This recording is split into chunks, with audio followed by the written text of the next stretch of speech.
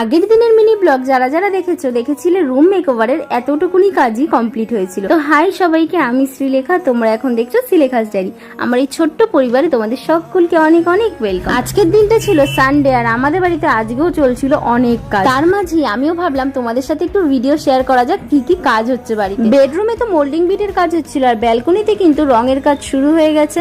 তো তারপরে আমি চলে এলাম রান্নাঘরে আর এসে দেখি বাবার কিন্তু চিকেন রান্না প্রায় শেষের দিকে, মানে এবার ফুটলেই হবে। আর আমার জন্য কিন্তু চিকেন কষাটা আলাদা করে বাবা নামিয়ে রেখেছে, যেটা প্রতি রোববারই বাবা করে আমার জন্য। আর এখানে মা ভাজছিল কুমড়ো ফুলের বড়া। আর এই যে আমার চিকেন কষা, এটা আমি এখন খেতে খেতে বেডরুমের কালার সিলেক্ট করব, মানে কোন ওয়ালে কোন কালারটা হলে ভালো লাগবে। তো এখানে আমি চেষ্টা করব একটু হালকা কালারের মধ্যে এবারে রুমটা রাখা। এরপরেই আমরা চলে গেছিলাম রং আনতে রাত্রেবেলায় 7:30-8টার দিকে। আর আমাদের কিন্তু রং ফাইনাল করা হয়ে গেছে, আমার মোটামুটি ভালো লাগলো। ফাইনাল লুক নিয়ে খুব তাড়াতাড়ি তোমাদের সাথে দেখা হচ্ছে। আজকের জন্য ভিডিওটা এটুকুনি, টাটা, ভালো থেকো সবাই।